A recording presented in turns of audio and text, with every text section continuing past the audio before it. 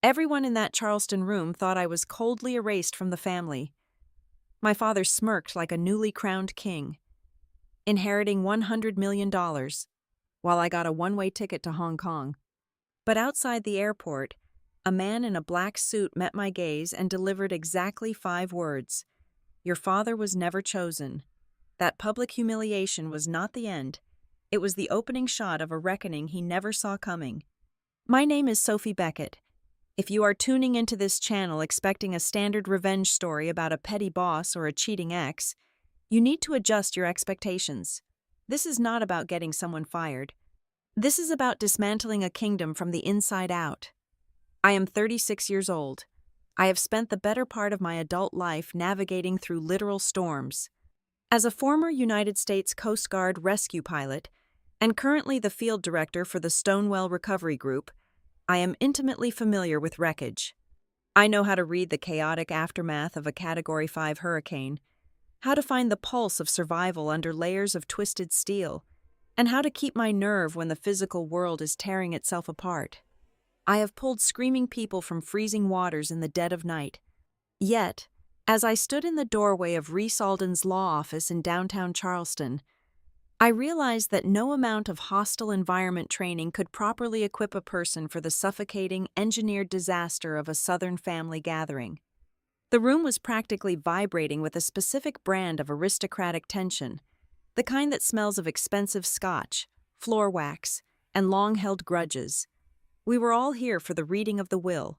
My grandfather, Gideon Beckett, the ruthless, brilliant, and utterly unyielding founder of the Beckett family logistics empire, was dead.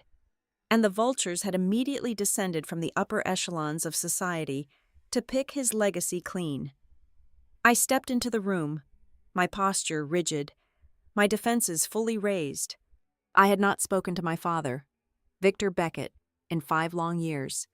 Our relationship, always a fragile truce at best, had shattered completely after a massive confrontation regarding his blatant disregard for business ethics and workplace safety. I had refused to sign off on a compromised cargo operation that put crew members at severe risk just to shave 12 hours off a delivery schedule. He had called me a naive, emotional liability who did not understand the cost of doing real business. I walked away without a backward glance. In the eyes of everyone in this room, I had permanently severed myself from the Beckett bloodline. I was the traitor who chose morals over money. The mahogany-paneled office was uncomfortably crowded. The air conditioning struggled against the sheer body heat of greed. Every leather chair and velvet sofa was occupied. There were distant cousins I had not seen since I was a teenager. High-powered financial advisors whispering behind manicured hands, family lawyers adjusting their silk ties, and a few recognizable faces from the local elite who had secured an invitation to the most anticipated wealth transfer of the decade. As I walked toward the back wall to lean against the cold oak wainscoting, I felt the physical weight of their stares. They looked at me with a mixture of pity and veiled disgust. To them, I was the prodigal daughter who had failed to learn her place, the stubborn black sheep who had thrown away a golden kingdom for something as useless as principles. Reese Alden, a man whose spine seemed entirely made of legal loopholes and moral flexibility, cleared his throat at the head of the massive conference table. The room fell into a breathless hush. He adjusted his gold-rimmed reading glasses and began to dismantle my grandfather's life, piece by piece, converting an empire built on sweat and steel into legal clauses and bank transfers. It did not take long to get to the centerpiece. When Alden read the primary distribution, the words hung in the air like a heavy perfume. My father, Victor, was to receive $100 million in liquid cash. On top of that staggering sum, he was granted full ownership of the sprawling family estate on the Battery, the private jet, the vintage car collection, and the vast majority of the visible, public-facing assets of the family corporation. A collective sigh of vindicated expectation rippled through the room. It was exactly what they all assumed would happen. The natural order was preserved. The dutiful, albeit morally bankrupt, son had inherited the crown. I watched Victor from my position against the wall. He was sitting dead center at the table, his posture immaculately straight, a bespoke charcoal suit hugging his shoulders perfectly. A slow, sickeningly smug smile spread across his face. Beside him sat his second wife, Lorraine. She did not even try to hide her elation. Her eyes gleamed with the predatory triumph of a woman who had just realized she would never have to look at a price tag again for the rest of her natural life. Then, the room grew uncomfortably quiet again. Alden shuffled a few papers, his eyes briefly darting toward me before focusing intensely back on the desk. It was my turn. The prodigal daughter's public reckoning. Alden did not read a grand statement. He did not announce a secondary trust fund or a minor piece of real estate. Instead, he reached into his leather briefcase and pulled out an envelope. He did not ask me to come forward.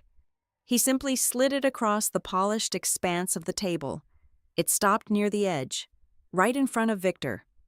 "For Sophie Beckett," Alden said, his voice completely stripped of all inflection. As per the explicit and final instructions of the deceased, I pushed off the wall and walked slowly to the table. The silence in the room was absolute, heavy enough to drown in. I picked up the envelope. It felt startlingly light in my hands. I tore open the flap.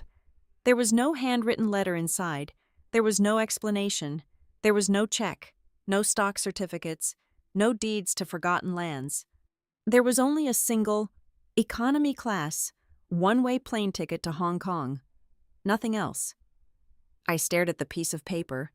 It felt like a physical strike to the chest, a public declaration of my absolute worthlessness to the family. I had expected nothing, yet this felt remarkably worse than nothing. It was an insult, a calculated dismissal. Victor leaned back in his chair, lacing his fingers together and resting them on his stomach. He looked up at me, his smug smile widening into a grin of pure, unadulterated malice. He did not bother to lower his voice. He wanted every single person in the room to hear his victory. "Well," Victor said, his tone dripping with fake sympathy and genuine cruelty, "it seems the old man finally paid for you to go far, far away, a fitting inheritance for someone who always wanted to run. Have a safe flight. Sophie?" A sharp, ugly sound erupted from Lorraine. It was a laugh, quickly stifled behind her hand, but it was enough to break the dam. Nervous, uncomfortable, and mocking laughter bubbled up from the assembled crowd. Cousins smirked, advisors shook their heads in amusement. The humiliation was absolute and suffocating. It was a perfectly orchestrated public execution of my pride. I was standing in the center of the room, holding a cheap plane ticket, while my father basked in the golden glow of $100 million. I was the punchline to a joke my grandfather had apparently told from beyond the grave. The air in the room felt toxic. I could feel the heat rising in my cheeks, the familiar, stinging prickle of adrenaline and anger that preceded a physical fight.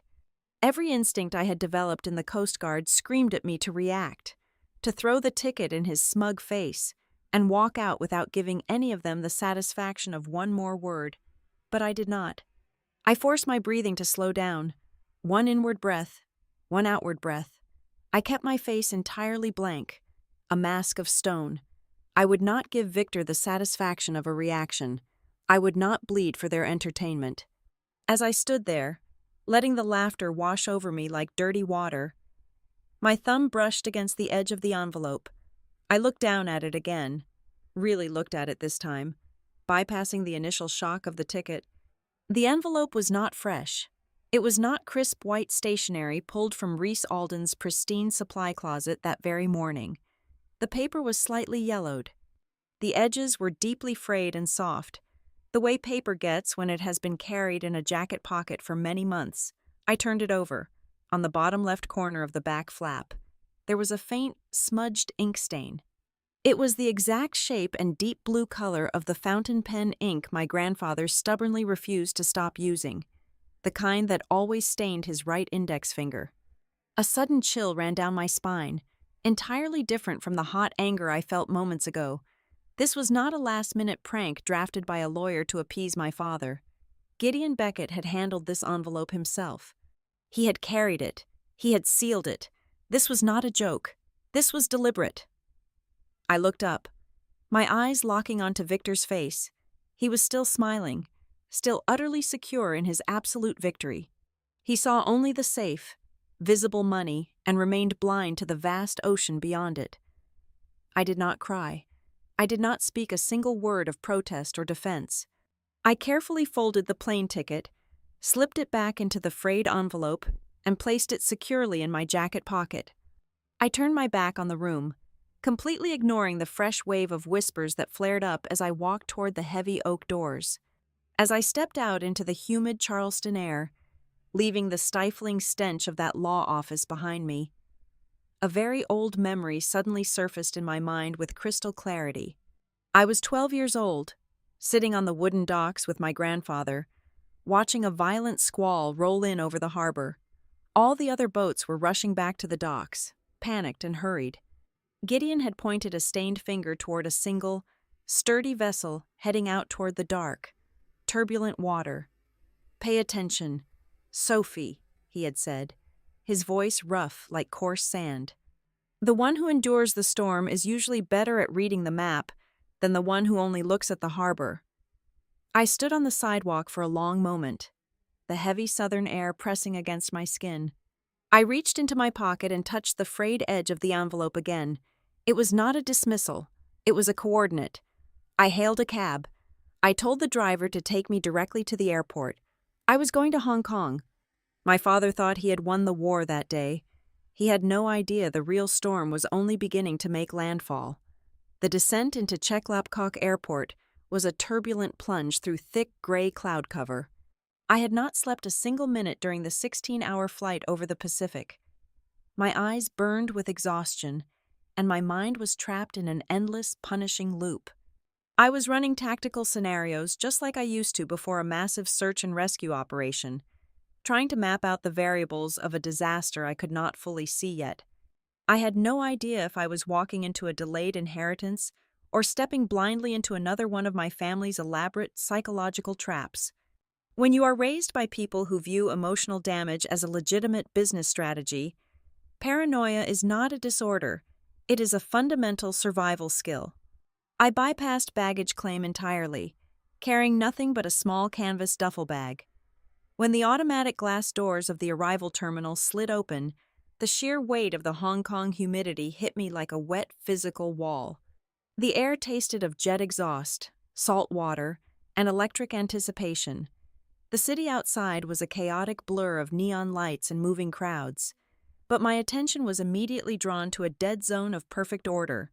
Idling in the VIP pickup lane, completely ignoring the frantic shouts of the traffic wardens, were 6 identical black sedans.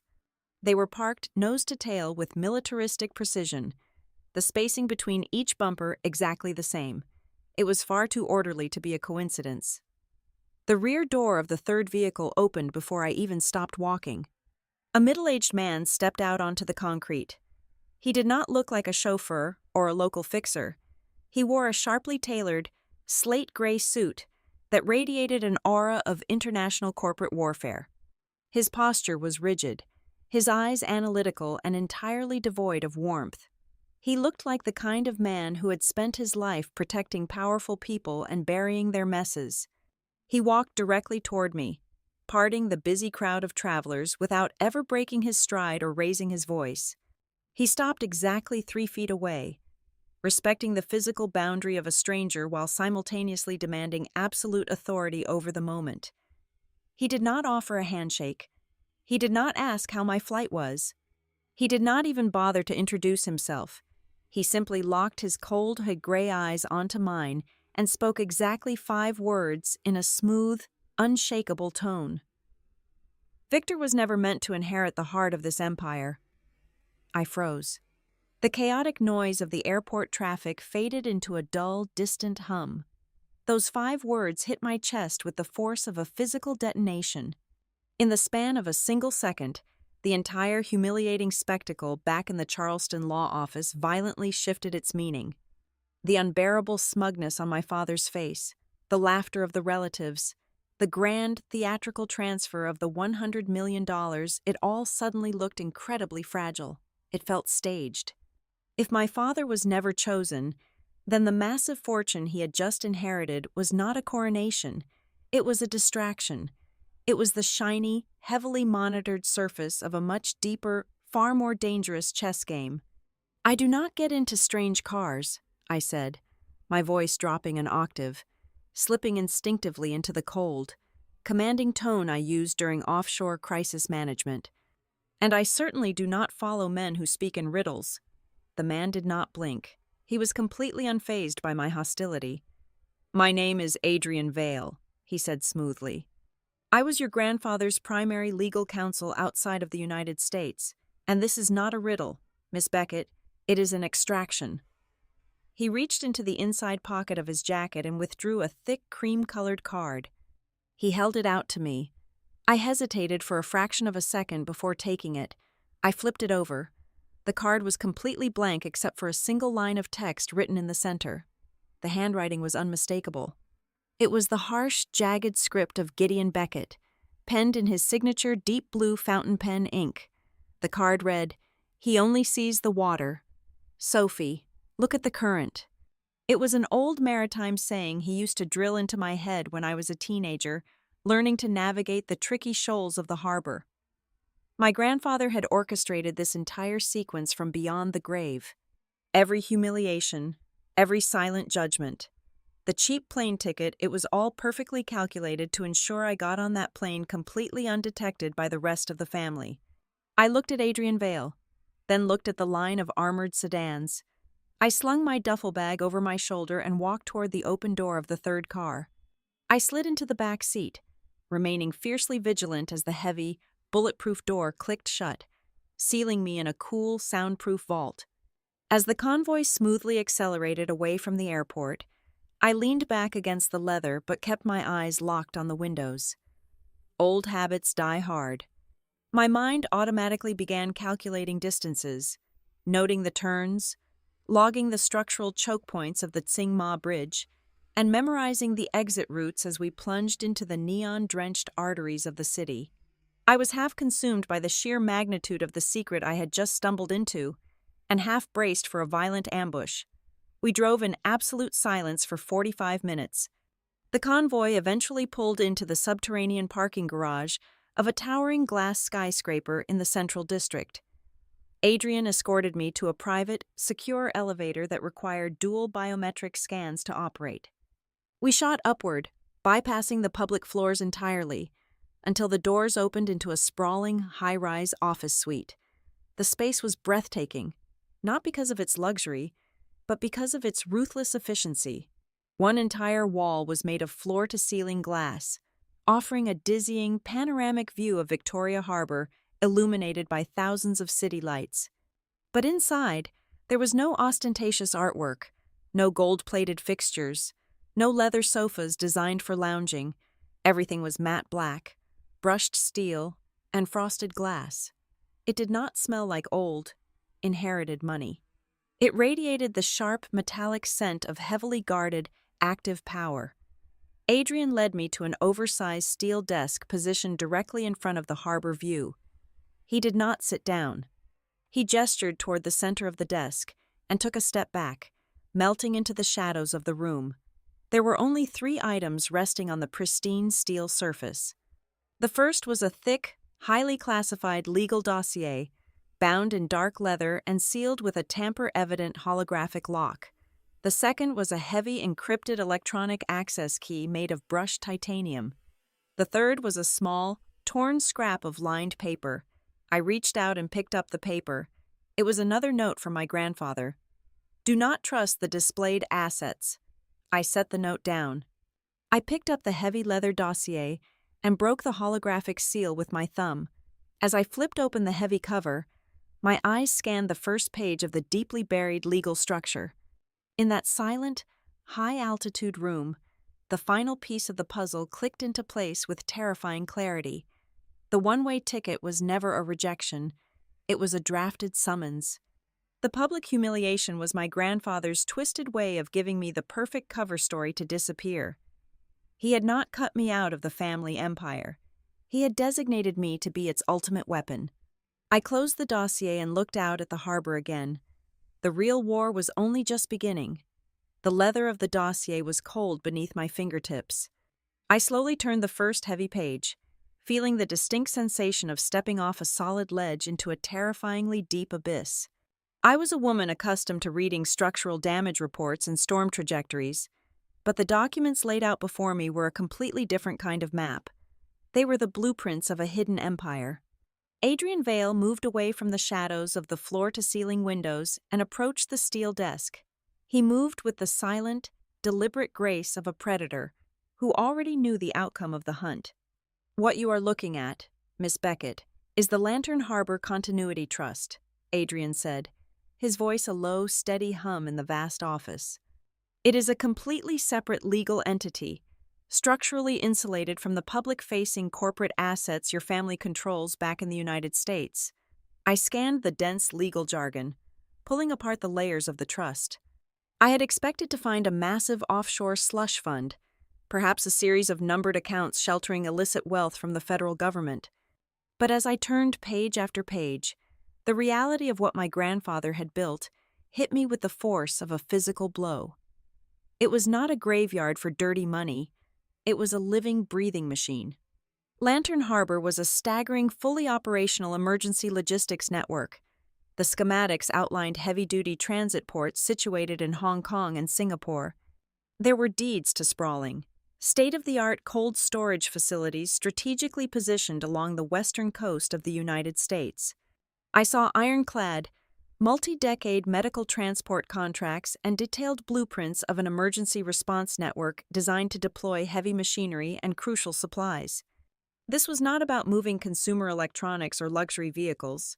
This was a subterranean nervous system designed to restore broken supply chains in the immediate, chaotic aftermath of devastating hurricanes, floods, and catastrophic wildfires. This was the actual heart of the Beckett legacy. "My grandfather built a global disaster relief infrastructure," I murmured, my eyes tracking the massive shipping routes meticulously plotted on a fold-out map. "And he hid it from his own son." "Gideon did not merely hide it," Adrian corrected, adjusting his cuffs. "He actively protected it. Your father possesses many talents, but stewardship is not one of them." Gideon knew perfectly well that if Victor were given control of Lantern Harbor, he would only see a bloated balance sheet.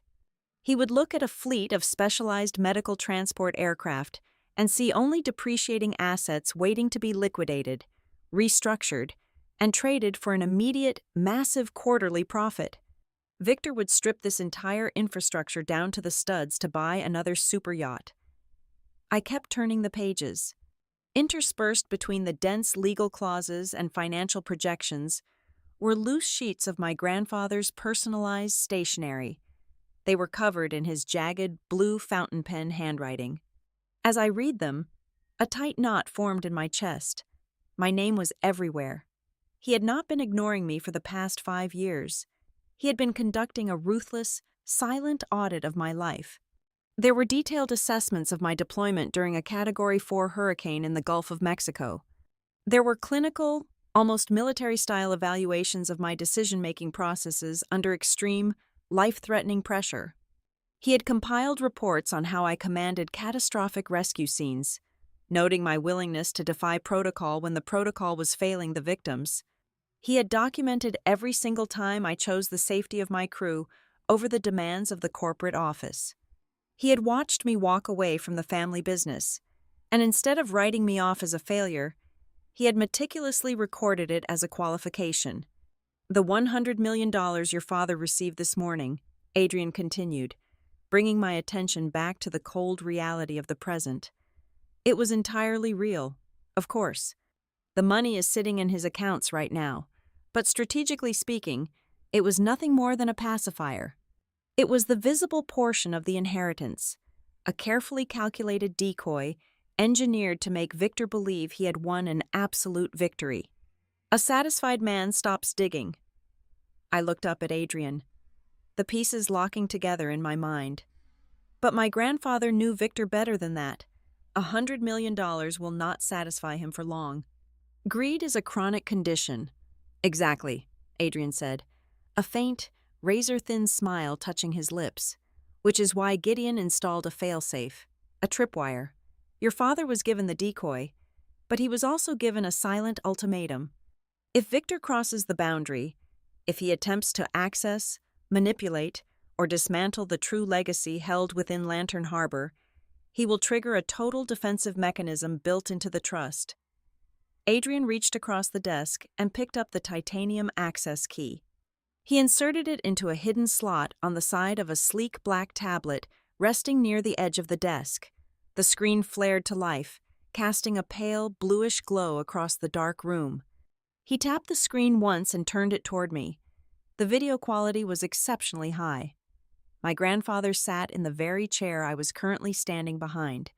He looked frail, the illness that eventually took his life clearly eating away at his physical strength. But his eyes, staring directly into the camera lens, were as sharp and unforgiving as broken glass. "If you are watching this, Sophie," Gideon's rough, gravelly voice echoed in the quiet room, "it means you actually got on the plane. I always knew you had the nerve. You just needed the right provocation." I gripped the edge of the steel desk, my knuckles turning white. "You were never the most obedient person in this family," Gideon continued, a grim, humorless shadow passing over his face. "You were stubborn, reckless, and entirely too willing to burn a bridge if you thought the toll was unfair. You broke your father's nose when you were 17. You walked away from a corporate empire because of a safety report. You were a royal pain." He leaned forward, staring intensely into the camera. "But you are the only one in our entire bloodline who would never trade the integrity of the system just to hear the sound of cheap applause. You understand that the map is useless if the ship is rotting from the inside. Lantern Harbor is yours to govern. Hold the line. Sophie." The screen faded to black. The heavy silence of the high-rise office rushed back in, suffocating and profound. I swallowed hard, forcing down the sudden, sharp spike of grief that threatened to break my composure. I could not afford to mourn right now. I had a war to manage. Adrian did not offer any empty condolences. He knew exactly what this moment required. He reached into his jacket pocket and pulled out a single, freshly printed sheet of paper. He laid it gently on top of the open dossier, right over my grandfather's handwritten notes. "The trap was set, Miss Beckett," Adrian said softly, "and the prey is entirely predictable." I picked up the paper. It was a highly classified, encrypted email intercept. It was dated just 3 hours ago, sent from my father's secure server in Charleston to an elite, highly aggressive corporate espionage firm based in London. The subject line was clear. Victor was officially hiring international investigators to hunt down the undocumented, hidden assets of the Beckett estate. My father had taken the bait. He had his $100 million, but he could not resist the urge to look for more. He was about to trip the wire, and he had absolutely no idea that I was the one waiting on the other side, holding the detonator. The silence of the Hong Kong office was heavy, broken only by the sharp rustle of thick paper as I dug deeper into the leather-bound dossier. Adrian had retreated, leaving me alone with the ghosts of my family. For hours, I sat under the glare of the desk lamp, peeling back the layers of my own history. Every document felt like a surgical incision. I was not just reading financial records. I was unearthing the buried truth of the last 5 years. My fingers stopped on a faded operational manifesto. The date stamped across the top dragged me forcefully back to the exact moment I had shattered my relationship with my father. It was the aftermath of a devastating Category 4 storm that had ripped through the Gulf Coast. I was the head of field logistics for Beckett Continental Freight at the time. My father, Victor, had aggressively pushed through a massive reconstruction transport contract. I remembered standing in his corner office, my hands slamming onto his mahogany desk. I had read the fine print. To maximize the profit margin, Victor had authorized a severe reduction in mandatory crew rest periods and cut the maintenance budget for the heavy-lift helicopters by 40%. He was sending exhausted pilots into erratic, debris-filled airspace in unverified machines. I had fought him, I had screamed that he was trading human lives for a slight bump in the quarterly dividend. Victor had simply straightened his tie, looked at me with profound disappointment, and called me a hysterical liability who was actively sabotaging the family legacy. The worst part of that day, however, was not my father. It was my grandfather. Gideon had been sitting in the corner of the room the entire time. When I looked to him for support, for a single nod of validation, he gave me nothing. He offered absolute, crushing silence. I resigned 1 hour later, convinced that the patriarch of the Beckett family viewed me as a useless, bleeding heart rebel who lacked the stomach for real business. I swallowed hard, blinking away the phantom sting of that memory, and looked down at the document in my hands. It was a highly confidential internal audit report, dated just 2 days after my explosive resignation. Attached to it was a direct, classified order from Gideon to the board of directors. The text was blunt and uncompromising. He had unilaterally vetoed my father's hurricane contract. He had cited structural liabilities and forced Victor to absorb a massive penalty fee to back out of the deal. Gideon had not agreed with Victor.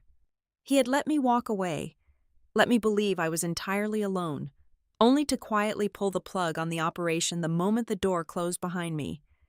My lungs tightened. He had not abandoned me. He had used my outrage as the ethical baseline to govern from the shadows. The revelations did not stop there. Tucked beneath the operational reports was a smaller, softer envelope. The handwriting on the front made my breath catch in my throat. It was elegant, looping, and unmistakably belonged to my mother, Claire Beckett. She had passed away when I was a teenager, consumed by a brutal, rapid illness. I carefully opened the fragile paper. Inside were several pages of correspondence between her and Gideon, dated over 2 decades ago. I had always assumed my mother was merely a spectator to the Beckett empire, a gentlewoman who hosted charity galas and stayed out of the boardroom. I was entirely wrong.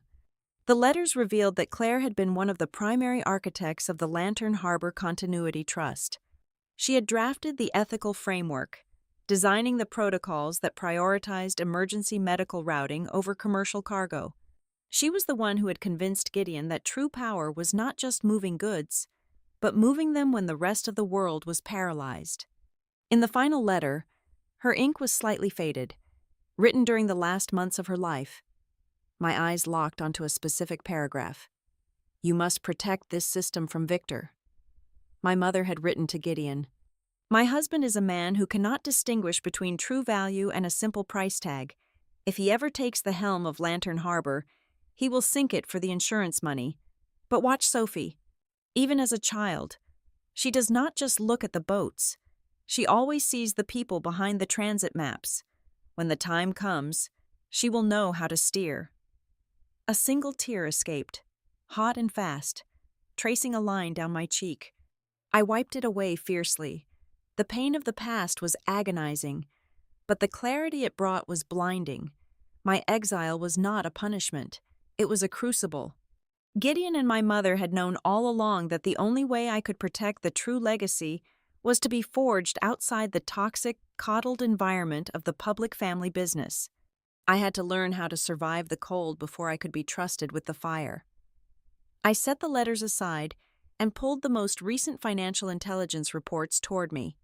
If the past was a revelation, the present was a ticking time bomb. Adrian's team had compiled a forensic breakdown of Victor's private accounts over the last 12 months. The numbers painted a picture of absolute desperation masked as arrogance.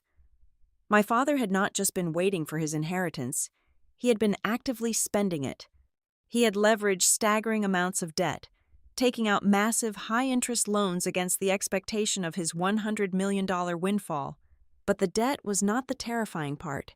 It was the intended buyer. Victor was meticulously preparing a backdoor sale of the entire public Beckett infrastructure to an aggressive, predatory investment fund known as Helix Meridian Capital. Helix was notorious. They did not build companies. They butchered them. If Victor managed to penetrate the firewall of Lantern Harbor, if he could somehow drag this hidden, life-saving network into the light and hand it over to Helix, the devastation would be incalculable. The specialized fleets designed for rapid hospital resupply would be auctioned off to the highest commercial bidder. The disaster relief routes, currently kept open and maintained at a loss, just to be ready for the next hurricane, would be permanently shut down. The cold storage facilities meant for emergency vaccines and blood reserves would be converted into standard, profitable warehouses. Helix would tear the beating heart out of my mother's vision and sell it for scraps. I leaned back in the heavy leather chair, staring out at the glittering lights of Victoria Harbor. For the first time since I had stepped into that suffocating law office in Charleston, the anger inside me crystallized into something cold, pure, and unbreakable. This was never a petty family squabble over who deserved a larger slice of the pie. The game was not about me getting a better inheritance. It was a rescue mission. It was about stopping a greedy, desperate man from destroying a machine built to save lives. I picked up the heavy titanium access key. Next to it was a formal declaration of acceptance, a legal document that would initiate the succession protocol. It would activate a 30-day probationary period. I would become the interim managing heir of the Lantern Harbor Continuity Trust. I would not be taking control to hoard wealth. I would be taking the helm to build an impenetrable fortress around something that could never be priced. I uncapped a pen and signed my name on the solid black line. The stroke was firm and definitive. I was no longer the outcast daughter holding a cheap plane ticket. I was the warden of Lantern Harbor. And my father was about to find out that the daughter he thought he threw to the wolves had just returned as the leader of the pack.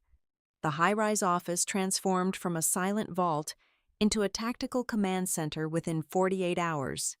The pristine brushed steel desk was now completely buried under architectural blueprints, corporate filings, and interconnected wireframe maps.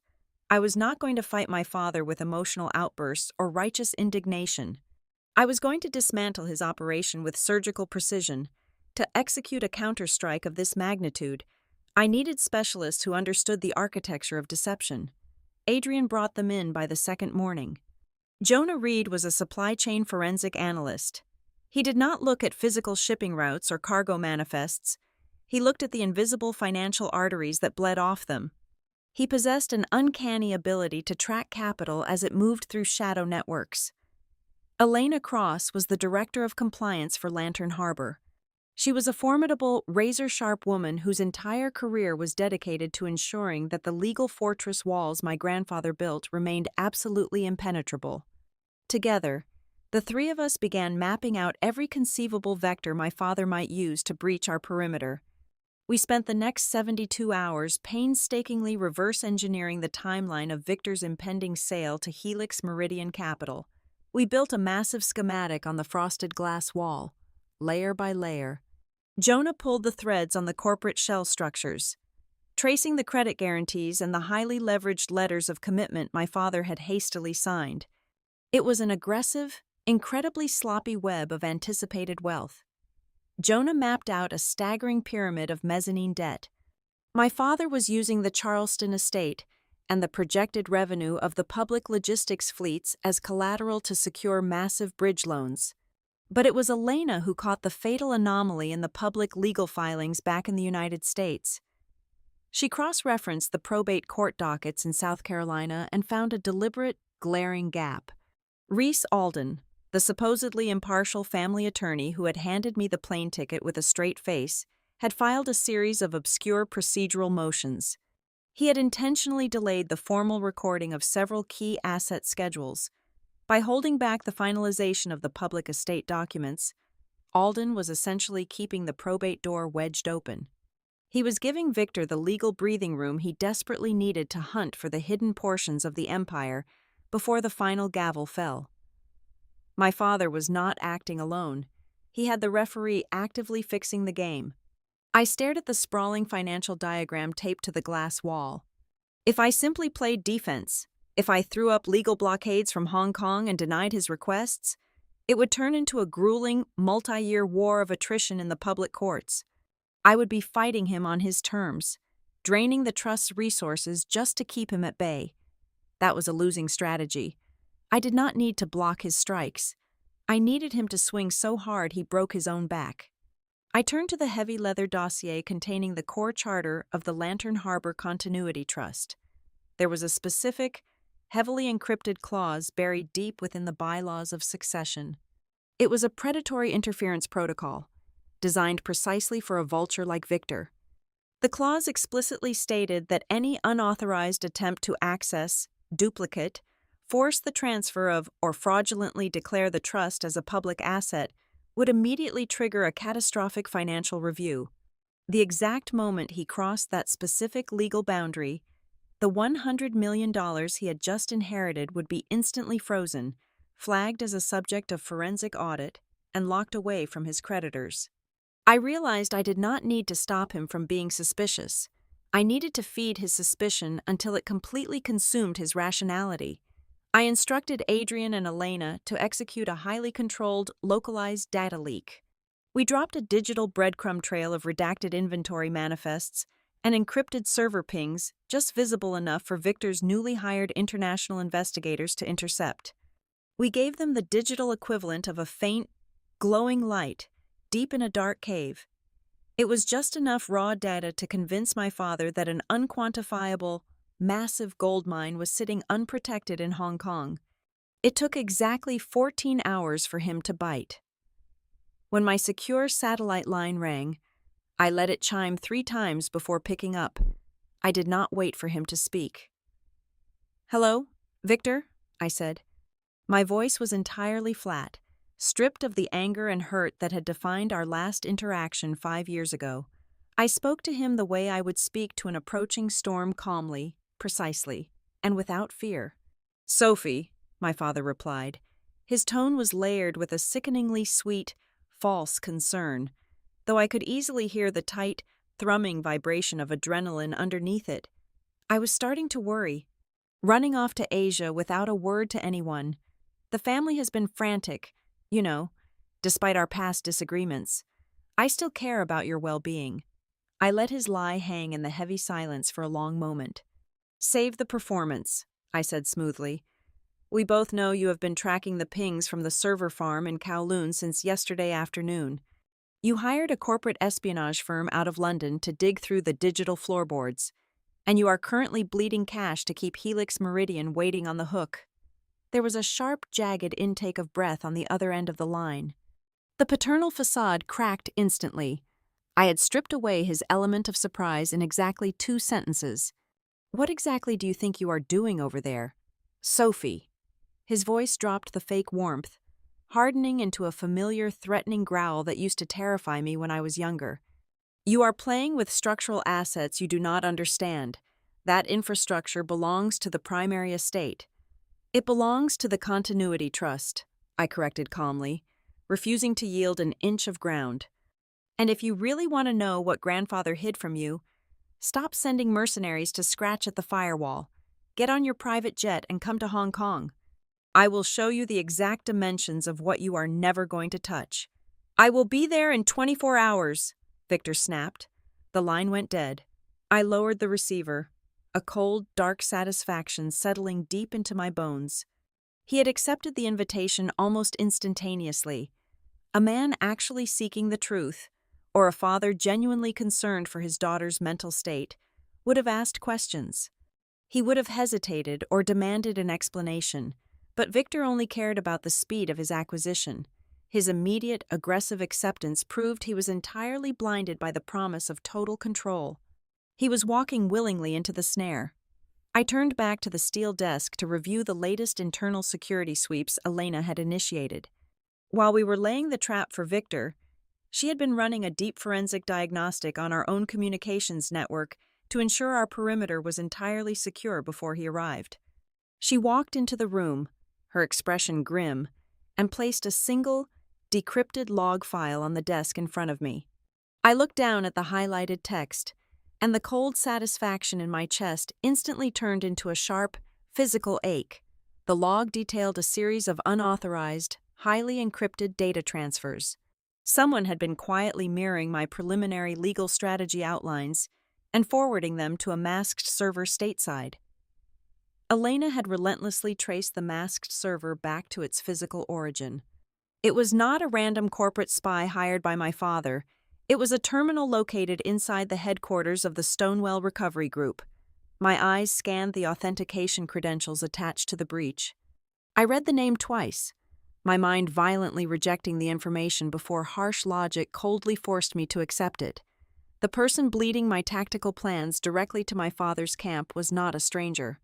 It was someone I had leaned on, someone who knew my exact emotional triggers and professional vulnerabilities. It was the person I had trusted implicitly to cover my blind spots back home. I was preparing for a massive frontal assault from my father, completely unaware that a knife was already being pressed directly against my spine from the inside. My father arrived in Hong Kong exactly 36 hours after our phone call. He did not come alone, and he did not come quietly. He stepped off his private jet accompanied by his wife, Lorraine, and a man named Miles Hargrove. Hargrove was ostensibly an independent wealth manager, but my intelligence files identified him clearly as the unofficial architect for Helix Meridian Capital. Victor was bringing the butcher directly to the slaughterhouse.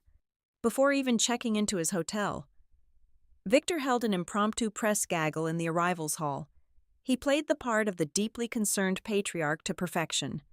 He hinted to the financial reporters that his grieving, estranged daughter was currently being manipulated by shadowy offshore forces. He painted a picture of a confused woman acting out of grief, illegitimately hoarding the family's true legacy. It was a brilliant, preemptive strike designed to undermine my credibility in the global markets. I met him later that afternoon in a private, soundproofed conference room adjacent to my main office. Adrian Vale had ensured the room was fully compliant with local surveillance laws, meaning every single syllable spoken was being legally recorded and archived. I sat at the head of the long glass table. Victor walked in, leaving Lorraine and Hargrove in the waiting area.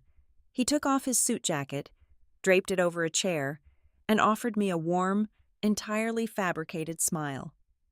He began with the first of his 3 classic tactics: the gentle, forgiving father. "You look exhausted, Sophie," he said, his voice dropping into a register of soft, paternal concern.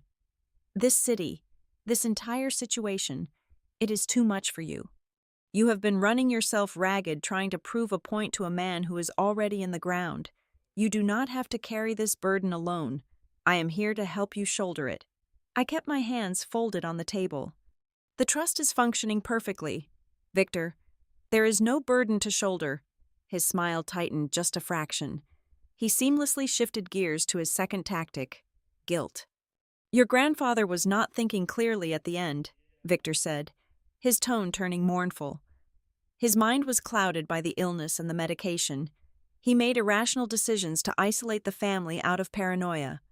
"You are exploiting the dying wishes of a sick man. Sophie, you are tearing apart the very fabric of the Beckett name just to spite me.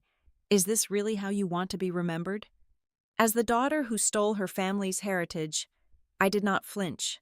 I let the silence stretch, giving his manipulative words room to echo off the glass walls. He waited for me to defend myself, to get angry, to scream about his own greed. When I gave him nothing but a cold, unbroken stare, the final mask slipped. He leaned forward, planting both hands flat on the table, his eyes turning hard and flat. Tactic 3 had arrived, the threat. "Let us stop pretending," he hissed, the paternal warmth completely evaporating. "You are completely out of your depth.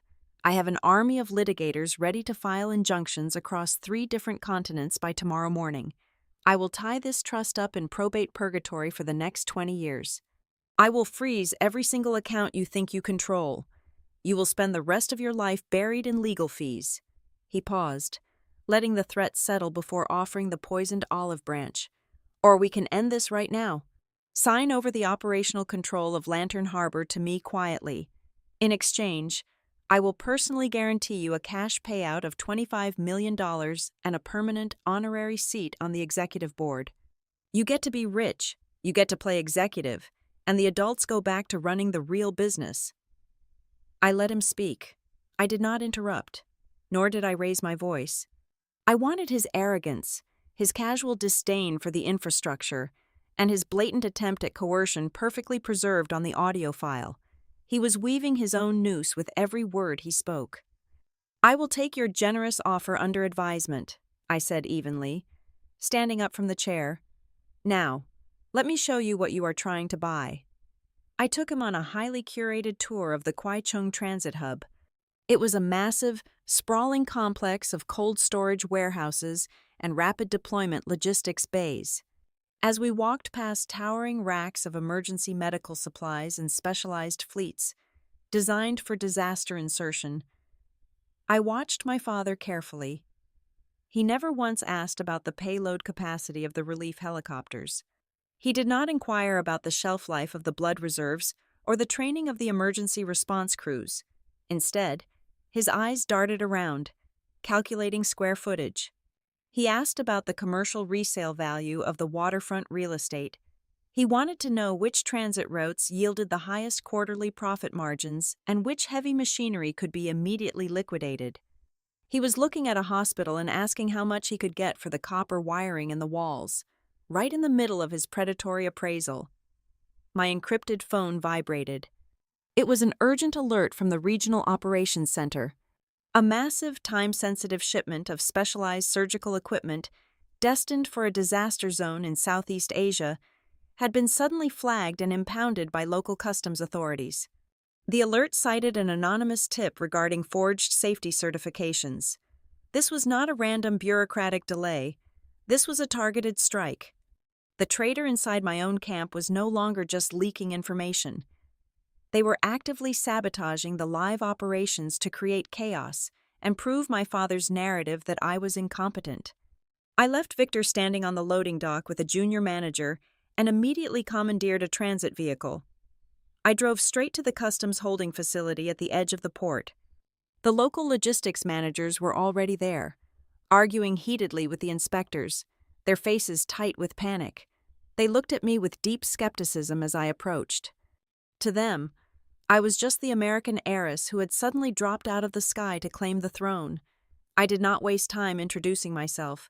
I bypassed the yelling managers and walked directly to the senior customs inspector. I pulled my Coast Guard credentials and the ironclad international maritime exemptions my grandfather had built into the trust. I did not ask for permission. I dictated maritime law. I pointed out the exact regulatory clauses that prohibited the detention of emergency medical supplies during an active deployment window. I spoke their language, citing tonnage, transit codes, and international relief treaties with machine gun precision. Within 2 hours, the impound order was completely shredded. The cargo doors were unsealed, and the shipment was moving onto the transport vessels. As I stood on the tarmac watching the pallets load, the local operations managers gathered behind me. The skepticism in their eyes was gone, replaced by a quiet, solid respect. I had not called a lawyer. I had stepped into the mud and forced the gears to turn. I returned to the high-rise office in Central just as the sun was setting, casting long, bloody streaks of orange across the harbor water. The office was quiet. The audio files of Victor's extortion attempt were safely secured in the encrypted vault. The sabotage at the port had been neutralized, but the implications were terrifying. I stood by the window, staring at the darkening city, with two cold, undeniable conclusions crystallizing in my mind. First, my father was entirely consumed by his own greed. He was not going to walk away. He was going to try to break the trust, and in doing so, he would inevitably trigger the predatory interference clause that would destroy his $100 million inheritance. He was going to cross the line. Second, and far more dangerous, the person orchestrating the sabotage was not just a low-level informant. An anonymous tip to customs required specific tracking numbers, exact transit schedules, and deep knowledge of our vulnerability windows. The traitor was not just inside my network. The traitor was sitting at the very center of my inner circle. The name blinking steadily on Helena's decrypted security log was Graham Sloan. Graham was my ex-boyfriend. We had separated amicably 2 years ago, or so I had foolishly convinced myself. He was currently the lead risk consultant for the Stonewell Recovery Group. Because of our shared history and professional overlap, he was one of the very few people on the entire planet who knew my exact travel schedule, my operational habits, and the preliminary legal strategies I had drafted before leaving the United States. He knew exactly where my armor was the thinnest, and he knew exactly how to slip a blade right through the gaps. I did not scream. I did not throw the tablet across the room or shatter any glass. The betrayal felt exactly like stepping out of a warm rescue helicopter directly into a freezing ocean current. It took my breath away for one sharp, agonizing second, and then pure survival instincts took over, locking down all unnecessary emotional responses. I arranged a secure video conference with Graham under the guise of needing his external risk assessment on a new legal maneuver. When his face appeared on the large monitor in the high-rise office, he looked perfectly composed. He offered me that familiar, easy smile I used to trust with my life. I did not waste a single second exchanging pleasantries. I projected the encrypted server logs, the port sabotage reports, and the offshore bank routing numbers directly onto his screen. I watched the blood drain completely from his face in real time. "I know about the data mirror, Graham," I said, my voice as hard and flat as a slate floor. "I know you flagged the medical shipment at the customs port, and I know you are feeding my tactical blueprints directly to my father."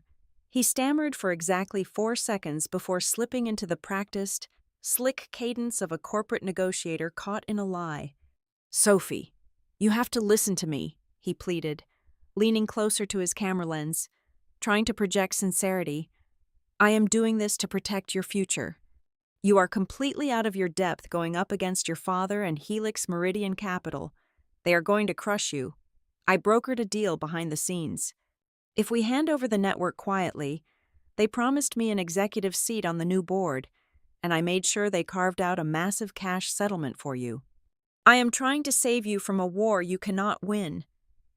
It was almost physically nauseating how pathetic his justification sounded. He had sold out a global disaster relief network for a fancy job title and a corner office, and he was trying to package his treason as an act of chivalry. "You are a terrible liar, Graham," I replied smoothly. "And an even worse strategist." I did not cut his access. I did not fire him. Terminating him would only signal to my father that his spy network was compromised, and I needed Victor to feel invincible for just a little while longer. Instead, I kept Graham exactly where he was, trapped in my line of sight, and transformed him from a liability into a highly controlled delivery mechanism. Over the next 48 hours, I intentionally fed Graham a beautifully crafted, highly toxic lie. I let him overhear a staged, heated argument between Adrian and myself regarding a highly vulnerable secondary data annex located in Macau. I planted fabricated documents on the server Graham was still actively mirroring, heavily implying that this specific Macau annex contained the master ledgers proving Lantern Harbor was built using undeclared, stolen funds from the primary Beckett estate. It was exactly the kind of smoking gun my father was desperately hunting for to invalidate the trust in a public court. Victor swallowed the bait whole. Less than 12 hours later, our internal security grid lit up like a lightning storm. Victor did not send lawyers to Macau with a subpoena. He sent a team of aggressive, black-hat digital extraction specialists to forcefully breach the server architecture we had set up. They broke through the first firewall easily, exactly as Helena had designed it. They downloaded the encrypted ledgers, confident they had secured the killing blow, but they did not realize the Macau server was a digital honeypot. It was a perfectly legal, completely isolated trap. The moment their foreign IP addresses breached the final directory, the server automatically recorded their digital signatures, captured video feeds from the compromised terminals, and explicitly verified that the intrusion was entirely unauthorized. More importantly, the breach instantly triggered the exact predatory interference clause my grandfather had woven into the absolute core of the trust. Victor had not just looked at the hidden assets. He had actively attempted to forcefully copy and steal them. He had crossed the fatal boundary. The trap snapped shut with deafening legal finality. While the digital alarms were still silently pinging in the background, Adrian Vale walked quietly into my office. He was carrying a second, much smaller envelope. It bore the same heavy wax seal and the same elegant handwriting as the letters I had read days earlier. Your grandfather left strict instructions regarding the timing of this specific document, Adrian said, placing it gently on the center of the steel desk. It was only to be opened the exact moment Victor committed an undeniable, hostile act of acquisition against the trust. I broke the seal. It was another letter from my mother, Claire, accompanied by a thick stack of heavily redacted financial statements that had been entirely scrubbed from the public record in the United States. As I read through the columns of numbers, the true horrifying scale of my father's reality finally came into terrifying focus. I had spent my entire life assuming Victor was simply a greedy man who always wanted a larger piece of the pie. The truth was far darker. He was a drowning man grasping desperately at a lifeline. The financial statements proved that the grand Charleston mansion, the private jets, the vintage car collection, and the lavish, untouchable lifestyle Victor and Lorraine constantly flaunted were all an elaborate, decaying facade. Victor had secretly mortgaged every single visible asset he controlled to the absolute maximum limit to cover massive, catastrophic losses in his private investment portfolio over the last decade. He was drowning in toxic, high-interest personal debt. Lorraine was not standing fiercely by his side out of wifely devotion or blind loyalty. She was standing there because she knew the terrifying truth. If Victor did not successfully capture the massive cash flow of Lantern Harbor and immediately sell it to Helix Meridian Capital, their entire kingdom of cards would collapse within a matter of months. They would be publicly bankrupt, stripped of their social standing, and thrown out of the Charleston elite with nothing but the clothes on their backs. My father was not just hunting for extra zeros in his bank account. He was fighting for his actual survival, and the desperation of a power addict facing total ruin was the most dangerous weapon on any battlefield. He would gladly burn down the entire world, including his own daughter, just to keep the illusion of his wealth intact. I looked out at the glittering, sprawling skyline of Hong Kong, my reflection sharp and cold in the glass window. A profound, icy calm washed over me, chilling the last remnants of daughterly guilt I might have been harboring. I was no longer interested in merely defending the perimeter. I was not just going to block his access, slap him on the wrist, and send him home. He had chosen to act like a predator, and he had brought a butcher to my mother's sanctuary. I decided right then that I would not simply stop him. I would let his own blind, desperate momentum carry him right off the cliff. By actively trying to steal the hidden empire, he had just legally authorized me to drop the guillotine on the only thing keeping him afloat. I was going to let his own hunt completely obliterate the $100 million he was so incredibly proud of inheriting. Within 24 hours of his failed digital heist, my father unleashed a coordinated, multi-jurisdictional legal firestorm.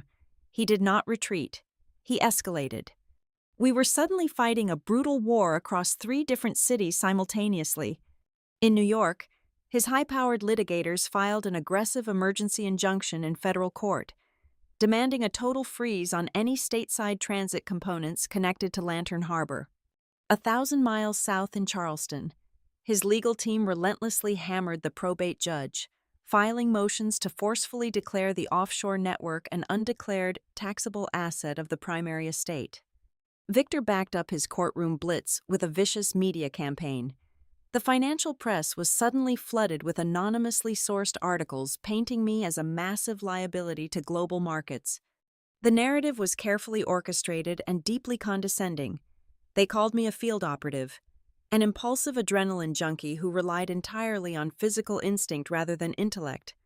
They argued loudly that I lacked the sophisticated financial foundation required to manage a multi-billion-dollar international logistics network.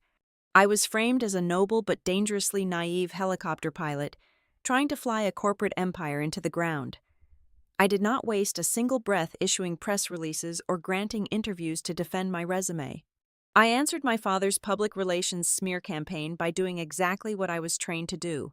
While Adrian Vale and his army of barristers fortified our legal position in Hong Kong, fighting tooth and nail to prove the trust was a legally distinct, strategic public utility entity, rather than a hidden inheritance slush fund, the physical world threw a massive complication onto the board. A severe tropical depression suddenly intensified over the Philippine Sea, threatening to completely sever a critical relief supply line. I spent the next 48 hours operating in a state of absolute, pure focus. I sat in the glass conference room, a phone headset clamped over my ear, simultaneously fighting the legal battle and managing the crisis response. I rerouted heavy cargo vessels around the storm's projected path, negotiated emergency docking rights in Taiwan, and calculated payload distributions for our medical airlift fleets, while Adrian presented complex legal briefs across the table. I did not sleep. I kept the supply line completely unbroken, ensuring every single crate of disaster relief reached its destination right through the teeth of the storm. The local operations managers watched me coordinate the massive maritime ballet with flawless precision. My father claimed I could not run a financial network, but I was currently proving that his financial network was entirely useless if the physical ship sank. While I kept the physical empire afloat, Jonah Reed finally cracked the financial bedrock of my father's entire scheme. Jonah walked into the war room on the third morning, his eyes red from sheer exhaustion but burning with fierce triumph. He dropped a thick, consolidated file onto the steel desk. "I found the absolute bottom of the well," Jonah said, his voice raspy. "I traced the mezzanine debt back to its absolute origin point. Victor did not just borrow against his inheritance. He sold the house before the owner even died." I opened the file. It contained a deeply buried, heavily encrypted email chain between my father and Miles Hargrove, the architect for Helix Meridian Capital. The timestamps were utterly damning. They were dated 6 months before my grandfather's death. In those emails, Victor formally promised Helix the exclusive commercial exploitation rights to several of our most strategic emergency transit routes in the Pacific. He had pre-sold the very core of Lantern Harbor while Gideon was still breathing. It was the ultimate definition of selling something he never actually possessed. We had the weapon. Now, I needed to point it at the absolute weakest link in my father's armor. That link was Reese Alden, the impeccably dressed family lawyer sitting comfortably back in South Carolina. I arranged a highly secure, unrecorded video call with Alden. When his face appeared on the screen, he looked utterly exhausted, the stress of Victor's relentless demands clearly taking a heavy toll. I did not offer him a polite greeting. I simply held up a printed forensic analysis report directly to the camera lens. "I have the original metadata, Reese," I said coldly. "I have the digitally verified evidence showing exactly when you intentionally altered the timestamps on the probate schedules to keep the estate open. I have the directive letters from Victor explicitly ordering you to blur the boundaries between the primary assets and the continuity trust." Alden swallowed hard, his eyes darting off screen as if looking for a physical escape route. "Sophie, you must understand. Your father is the executor. I am legally bound to follow his instructions regarding the consolidation of the estate." "You are legally bound to the law," I snapped, cutting off his pathetic excuse. "And right now, you are looking at federal fraud charges, disbarment, and a guaranteed prison sentence for aiding and abetting an illegal corporate takeover. Victor is currently using you as a human shield. When the federal investigators come knocking, and they absolutely will, he will claim you acted entirely alone to secure larger legal fees." I let the absolute certainty of his impending destruction sink into his mind. I watched the arrogant Charleston lawyer slowly realize he was completely expendable. "However," I continued, softening my tone just enough to offer a fragile lifeline, "I am willing to grant you full legal immunity from the trust's retaliatory actions, but you have to buy your way out right now." Alden broke. The instinct for self-preservation completely overrode his loyalty to my father's bank accounts. Over the next 3 hours, he conditionally cooperated, transmitting a mountain of damning evidence to our secure servers in Hong Kong. He handed over internal memorandums, draft sale agreements with Helix Meridian, and explicit strategy emails proving Victor had formulated a premeditated plan to hollow out the core of the infrastructure and keep only the public shell. With the evidence secured, Adrian Vale walked into my office. He carried a heavy, brass-bound ledger. "We have absolutely everything we need." Adrian stated, his voice ringing with absolute finality. Which means it is time to execute your grandfather's final procedural mechanism. The trust bylaws mandate an emergency governance session in the event of documented predatory interference. A trial, I said, understanding perfectly. An execution, Adrian corrected smoothly. The session must be held here, in Hong Kong, on strictly neutral ground. All evidence of interference will be presented and evaluated directly against the foundational charter. If the interference is proven, the defensive protocols are permanently locked in. I looked down at the sprawling map of the Pacific on my desk. My father thought he could fight me from the safety of his luxury estate in Charleston, throwing lawyers and media smears across the ocean while he hid behind his inherited millions. I was going to strip away that distance. Draft the summons, Adrian, I ordered, my voice hard and resolute. Schedule the governance session for exactly 48 hours from now. Send the formal notification to Victor, his legal team, and the representatives from Helix Meridian. I was forcing his hand. If Victor wanted to claim the throne, if he truly believed he was the rightful king of the Beckett Empire, he could no longer hide behind legal filings in New York or corrupt judges in South Carolina. He had to cross the ocean. He had to walk into my fortress. He had to sit in a room filled with independent auditors, trust protectors, and international compliance officers who were completely outside his sphere of influence. He was going to have to look me in the eye and lie to the entire world, and I was going to let him do it, right before I burned his entire kingdom to the ground. The double doors of the boardroom swung open. Victor walked in, practically vibrating with the arrogant certainty of a man who believed he was about to accept a surrender. He wore a navy bespoke suit, his chin tilted up, shooting a dismissive glance at the security detail standing by the frosted glass walls. He still thought he could buy, intimidate, or bargain his way into the captain's chair of Lantern Harbor. He did not realize he was walking into an operating theater, and he was the patient on the table. The room was packed, but the silence was absolute. Adrian Vale sat to my right, flanking me with the compliance team, but the real weight of the room sat along the perimeter. We had flown in independent credit observers, neutral trust representatives, and forensic auditors. Sitting at the far end of the long mahogany table was Miles Hargrove, flanked by two senior partners from Helix Meridian Capital. Hargrove looked entirely relaxed. He genuinely believed he was here to witness a quiet family settlement, followed by a highly lucrative corporate handover. I sat at the head of the table. I did not glare. I did not scowl. I merely pointed to the empty leather chair opposite me. "Please, take a seat. Victor," I said, my voice carrying the crisp, impersonal authority of a judge. "The governance session is officially in order." Victor sat down, unbuttoning his suit jacket with a theatrical sigh. He leaned forward, attempting to dominate the physical space of the table. "Let us skip the theatrics. Sophie," Victor said smoothly, playing to the room. "We all know why we are here. You are overwhelmed. I am here to relieve you of a burden you are not equipped to handle. The purpose of this session is to evaluate allegations of predatory interference against the Continuity Trust." Adrian interjected, his tone perfectly flat. "Before evidence is presented, the executor of the primary estate is granted an opportunity to state his intentions regarding the infrastructure on the official record." I leaned back in my chair. "The floor is yours, Victor. Tell the room exactly what you intend to do with Lantern Harbor." I did not throw my cards on the table. I handed him the shovel and let him dig. Victor adjusted his cuffs, his voice dripping with practiced sincerity. "My only intention is to protect the values of this family. Lantern Harbor is a vital, albeit mismanaged, component of our legacy. I have never once entertained the idea of selling off its core assets. I have never attempted to dismantle its operations.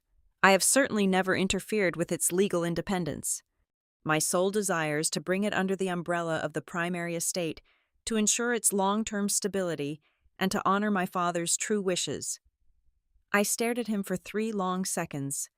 The air in the room grew heavy, thick with the suffocating pressure of a trap about to spring. "Are you absolutely certain about those statements?" Victor, I asked, keeping my voice dangerously quiet.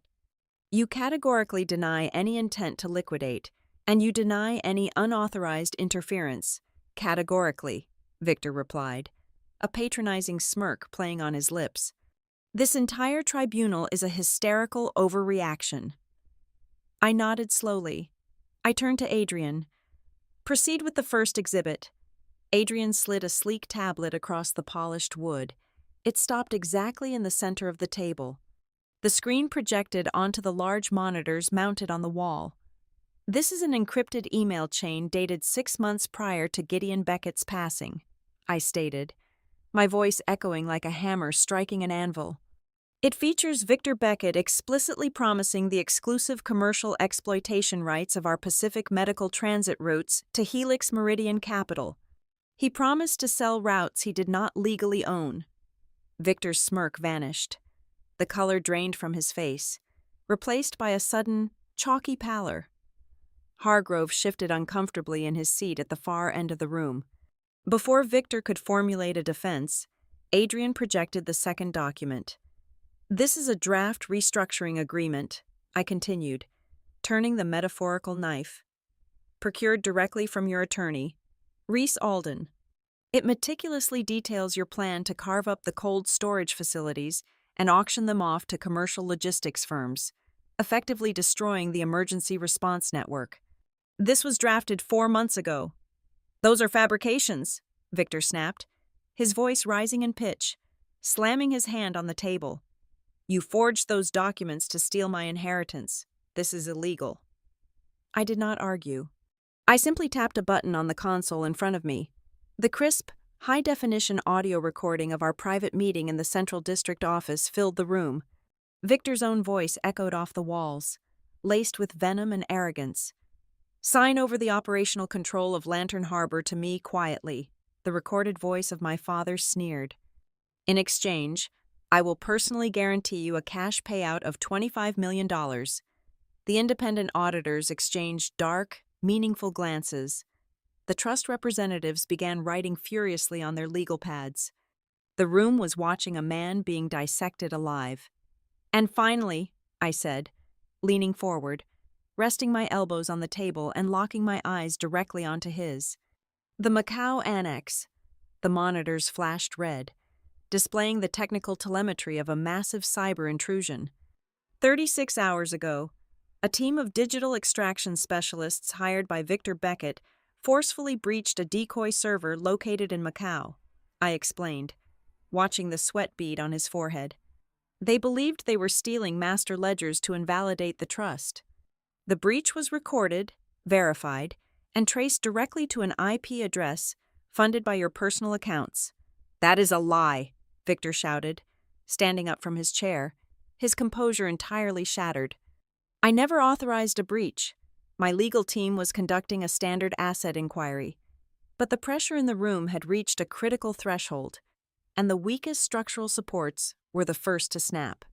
Lorraine, who had been sitting frozen in the gallery behind Victor, suddenly stood up. Her face was contorted in sheer, unadulterated panic.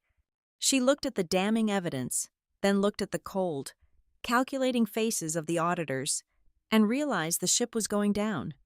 You told me it was a guaranteed acquisition, Lorraine shrieked, her voice shrill and hysterical, pointing a trembling finger at Victor. You told me Helix was going to pay us out by the end of the month. If we do not get the harbor, the banks are going to foreclose on the Charleston estate in 60 days. We mortgaged everything for this. A shocked gasp rippled through the gallery.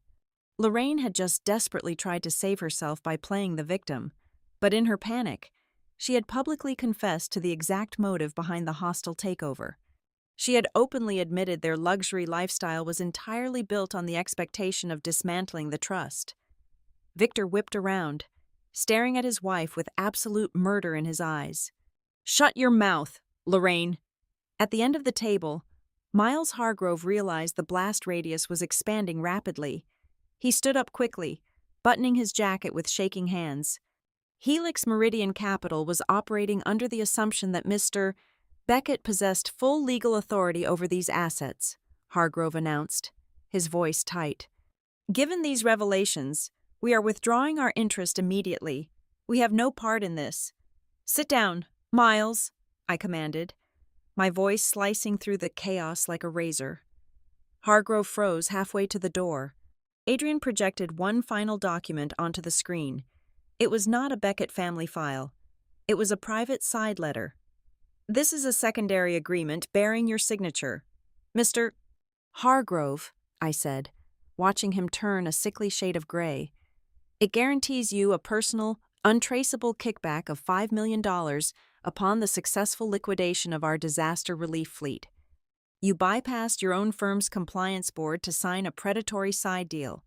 You violated standard fiduciary duties. You are not walking out of this room as a spectator. You are part of the indictment. Hargrove collapsed back into his chair, burying his face in his hands. The Helix partners sitting next to him physically leaned away, looking at him with pure disgust. The boardroom was a scene of absolute devastation. My father was hyperventilating, his hands gripping the edge of the mahogany table. His wife had betrayed him. His corporate buyer was trapped in a fraud scandal, and his entire web of lies had been laid bare in front of the exact people who held the keys to his financial survival. Yet, despite the absolute massacre of his reputation, the legal transfer was not officially complete. According to the ironclad bylaws of the trust, exposing his past plans was not enough. To trigger the ultimate defensive protocol, there had to be a final, undeniable act of active predatory interference established under the duress of the governance session itself, followed by the execution of my grandfather's recorded mandate. The lead trust representative cleared his throat, breaking the heavy silence. Given the severity of the evidence presented, this session will require a brief 30-minute recess to confer on the immediate application of the continuity clauses. Adrian nodded, striking a small wooden gavel. We are in recess. The room began to empty, people whispering frantically as they stepped out into the hallway. I remained in my seat, watching Victor. He did not look at me. He stared blankly at the polished wood of the table, his chest heaving. I knew him. I knew the terrifying, bottomless well of his ego. A normal person would call their lawyers, surrender, and try to negotiate a plea deal. But a narcissist facing absolute public destruction does not surrender. They double down. I could feel it in my bones. Victor was not finished. He was backed into a corner, completely stripped of his armor, and that was exactly when a wild animal was the most dangerous. He was going to try one last, desperate strike, and I was completely ready to let him. The 30-minute recess was a vacuum of suffocating tension. The boardroom had emptied, leaving only a few scattered papers and the hum of the air conditioning. My father paced near the far wall, his phone pressed tightly to his ear. He had moved away from the main table, instinctively seeking the shadows, completely unaware that in a digital fortress there are no blind spots. I remained in my seat, watching the live feed on my secure tablet. My father was speaking in frantic, hushed tones to his personal banker back in Charleston. He was terrified. He knew the trust representatives were currently reviewing the evidence of his massive fraud, but he desperately believed the bureaucracy would buy him a small window of time before the legal barricades fully slammed shut. He was attempting a smash and grab. On my screen, a red alert flashed across the internal monitoring dashboard. Victor was aggressively trying to force a massive, unauthorized wire transfer. He was trying to drain a heavily fortified contingency fund directly linked to the Lantern Harbor logistics network, attempting to route the capital straight into his personal shell accounts to cover his suffocating mortgage debts before the auditors could freeze his assets. He did not realize that the contingency fund was a tripwire. The monitoring system recorded his digital signature, flagged the routing numbers, and locked the transfer in real time. Adrian Vale stepped back into the room, followed closely by the trust representatives and the independent auditors. The air in the room instantly dropped 10 degrees. Victor snapped his phone shut, trying to compose his face into a mask of righteous indignation, but his hands were shaking violently. "The governance session is back in order," Adrian announced, his voice devoid of any mercy. During the brief recess, The internal security grid recorded a direct hostile attempt by Victor Beckett to siphon emergency operational funds into his private debt structures. This action explicitly satisfies the legal definition of predatory interference as outlined in the founding charter. Victor opened his mouth to scream a denial, but Adrian did not give him the chance. He tapped the master console. The large monitors on the wall flickered, and the face of my late grandfather, Gideon Beckett, appeared in high definition. It was the final, locked file, the dead man's switch. The room fell into an absolute, breathless silence. Gideon stared out from the screen, his eyes sharp and merciless. He spoke exactly 5 words. "Your father was never chosen." Victor physically recoiled as if he had been struck across the face. "If this file is playing," Gideon continued, his rough voice filling the boardroom, "it means Victor has attempted to breach the continuity trust. It means he could not be satisfied with the wealth he was given, and his greed has finally outpaced his caution. The $100 million you received at the reading of the will, Victor, was never a reward. It was a severance package. It was a highly calculated price paid to keep you completely distracted by the shiny, visible assets so you would stay far away from the true, beating heart of this family's legacy." Gideon paused, and even through the recording, the weight of his disappointment was crushing. "The true heir of this empire is not the person carrying the Beckett name the loudest," Gideon stated firmly. "The true heir is the one who can defend the system when it is actively being hunted from the inside. That is the only test that matters, and that is exactly why Sophie was summoned to Hong Kong. She was the shield, and you, Victor, were the fire she had to put out." The video ended, leaving a deafening silence in its wake. My father slumped back against the glass wall, the color draining from his face as the reality of his situation finally settled in. Based on the irrefutable evidence of his unauthorized access, the illegal transfer attempts, and his documented promises to sell assets he never owned, the lead trust representative delivered the final judgment. The $100 million inheritance Victor had smugly paraded around Charleston was officially classified as a compromised asset under review. It was instantly frozen. The moment those funds were locked down, the automated financial alerts hit his creditors. The banks holding the massive mortgages on his luxury estate and private jets would call his debts immediately. He was financially annihilated. The partners from Helix Meridian Capital had already quietly slipped out the side door, desperate to avoid the blast radius of a federal fraud investigation. Simultaneously, the automated protocols of Gideon's file triggered, compiling every single piece of evidence, including the verified confessions of Reese Alden confirming the manipulation of the probate files, and transmitted the entire package to international financial regulators and federal authorities. I sat at the head of the table. I was officially appointed the sole managing heir of the Lantern Harbor Continuity Trust, granted absolute strategic control over the global network. I had not won a petty family argument over a bank account. I had successfully survived the exact siege my grandfather knew was coming. I stood up. I did not walk over to my father. I did not offer him a hug, a shoulder to cry on, or a fake, tearful reconciliation. He had tried to sell a disaster relief network to save his own ego. There was no room for forgiveness in this room. Instead, I turned to Adrian. "Draft the immediate reallocation orders," I commanded smoothly. "Take the entirety of Victor's forfeited distribution and convert it into a permanent, protected endowment. Title it the Claire Beckett Storm Recovery Fund."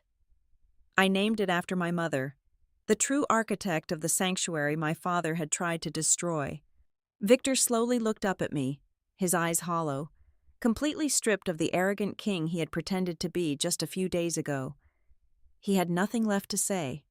I picked up my jacket, turned my back on the wreckage of his life, and walked out of the boardroom without a single backward glance. Late that night, I stood alone on the edge of the Victoria Harbor promenade. The city lights reflected off the dark, churning water, brilliant and unyielding. The humid air smelled of salt and distant rain. I reached into my pocket and touched the frayed edges of the old envelope that had started this entire journey. I finally understood it all. That cheap, one-way ticket was never an eviction notice from my family. It was the key to the armory. And that humiliating spectacle back in the Charleston law office was merely the opening gambit in a massive, high-stakes reckoning that I was always destined to finish. Thank you so much for listening to this story. Please drop a comment below and let me know where you are listening from so we can connect and share our thoughts together. I invite you to subscribe to the Helena Revenge Stories channel, like this video, and show your support by hitting the hype button so the story in this video can be heard by many more people.